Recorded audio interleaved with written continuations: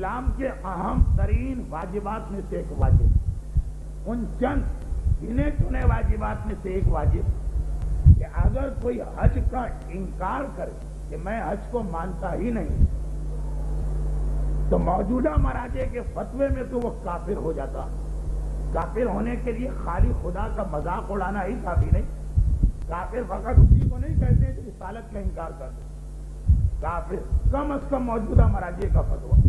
یہی کہ ضروریات دین کا منکر بھی کافر۔ حج جس کے بارے میں ہمارے سامنے بالکل واضح نص معتبر کہ جس پر حج واجب، من مات ولم یحج مات یہودیًا و نصرانیًا،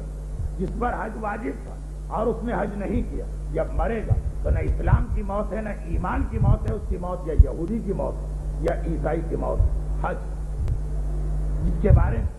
پیغمبر اسلام کا فرمان ہے کہ حج نہ کرنے والا، جب نہ کوئی دشمن راستے میں رکاوٹ تھا نہ کوئی ظالم حکمران، پیغمبر کی حدیث،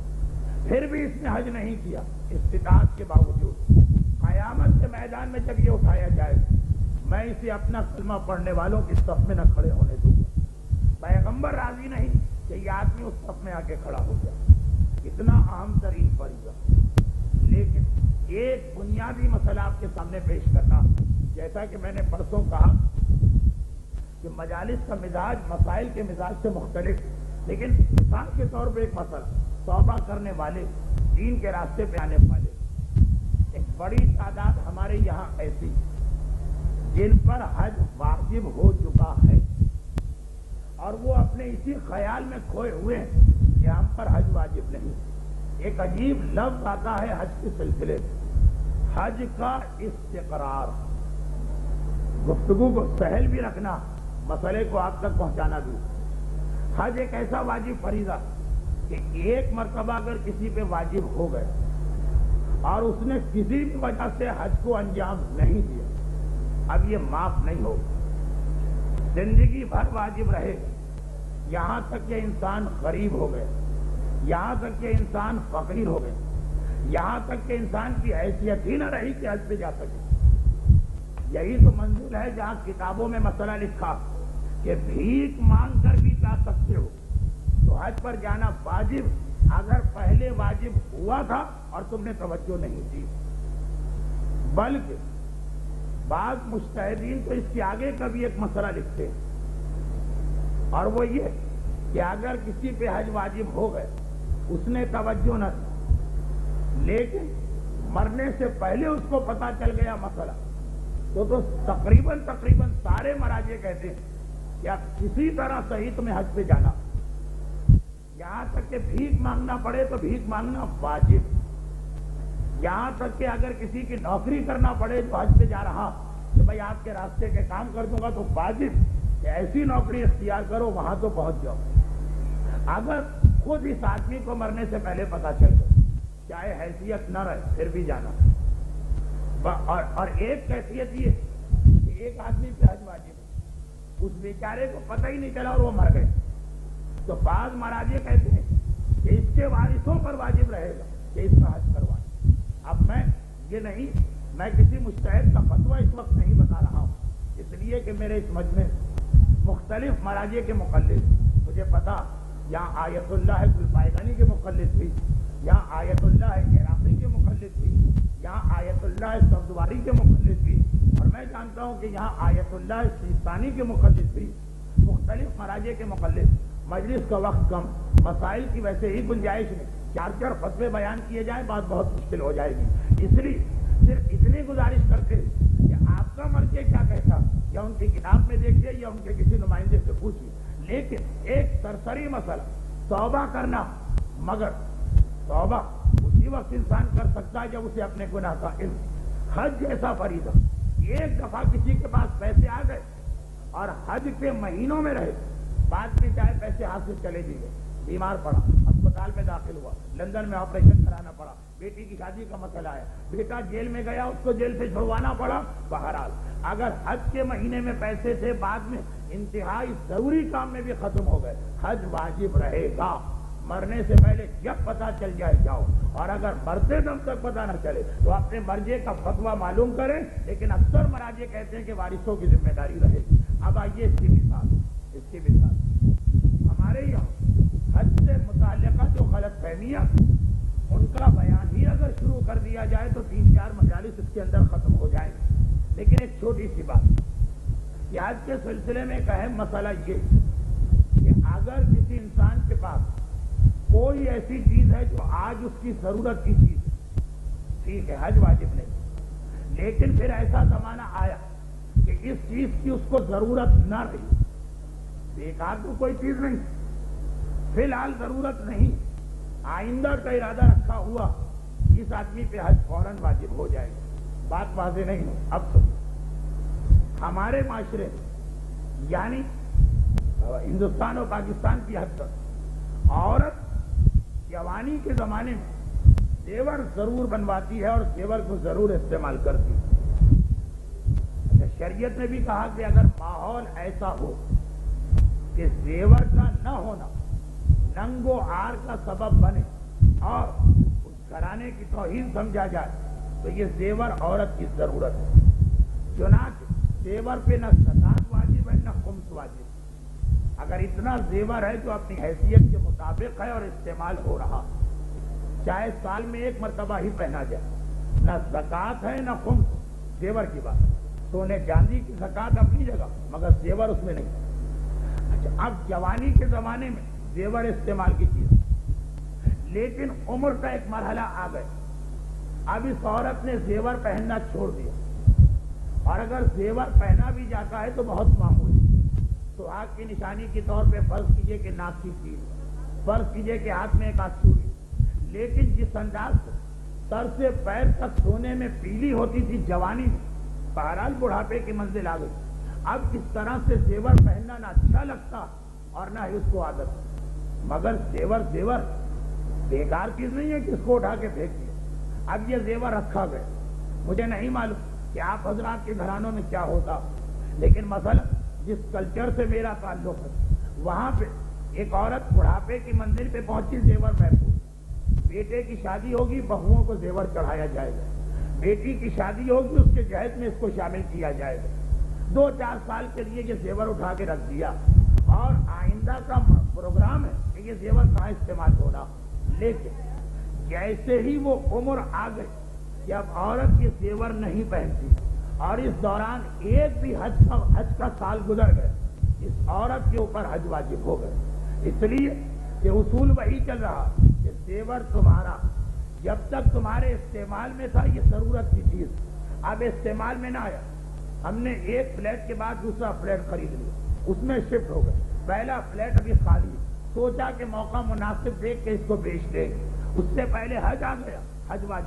واجب ہو گیا حج، اس لیے کہ اب یہ ضرورت کی چیز نہ رہا، اور 1 لاکھ 2 لاکھ 3 لاکھ کی جائیداد خالی پڑی، حج واجب ہو جاتا۔ حج خالی کیش پر واجب نہیں، ایسا مسئلہ نہیں کہ پیسے ہوں تو حج واجب ہے، جی نہیں، مکان ضرورت سے زائد ہے، گاڑی حیثیت سے زائد ہے، زیور حیثیت سے زائد ہے، حج واجب۔ اور جیسا کہ میں نے کہا کہ مکان میں تو یہ ہو سکتا کہ ساری زندگی اسی مکان میں رہے، گاڑی میں ہو سکتا ساری زندگی وہی گاڑی استعمال کرے، مگر ہر عورت کی زندگی ایک وقت آتا ہے کہ زیور بڑھاپے کی وجہ سے وہ پہننا چھوڑ دیتی۔ اب اگر یہ دونوں واقعات ساتھ پیش آ گئے کہ جیسے ہی اس کی عمر آ گئی زیور نہ پہننے،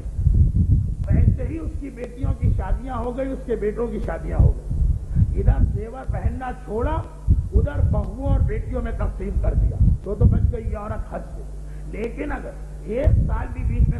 گزرا کہ زیور پہننا اب کم کیا ہے، 1 سال کے بعد یہ زیور تقسیم ہو رہا ہے بہوؤں اور بیٹیوں، پہلے حج واجب ہے، بعد میں بیٹی کا زیور، بعد میں بہو کا زیور، پہلے حج واجب۔ اور ایک اصل بات مجھے بیان کرنا، یہ مسئلہ تو آج کل کا ہے، لیکن آج سے 20 سال پہلے، آج سے 30 سال پہلے، آج سے 40 سال پہلے، جب لوگوں کو اتنے مسائل نہیں پتا تھے اور حج کا خرچہ بہت کم تھا، آج 45,000 کا خرچہ، لیکن 20 25 30 سال پہلے 5,000 اور 4,000 کے اندر حج ہو جاتا تھا۔ کتنی ہی ہماری خواتین ایسی ہماری نانیاں، ہماری دادیاں، ہماری مائیں، ہماری خالہ، ہماری پھوپھ، کہ وہ جب اس منزل پر پہنچی جب زیور کم پہنتی، اس وقت حج کا خرچہ اتنا کم تھا کہ ان کے زیور سے حج ہو سکتا، مسئلہ نہیں معلوم، کسی بتانے والے نے بتایا نہیں، یا اس سننے والی مومنہ نے سننے سے انکار کر دیا۔ وقت گزر گئے، اب وہ زیور بھی تقسیم ہو چکا، اب اپنے ہاتھ میں نہ کوئی جائیداد ہے نہ کوئی پیسہ، لیکن حج گردن کے اوپر اسی طرح سے چڑھا ہوا۔ حج کا فریضہ اپنی جگہ واجب رہے گا، حج کو انجام دینا پڑے گا۔ آئیے روزے کے مسئلے،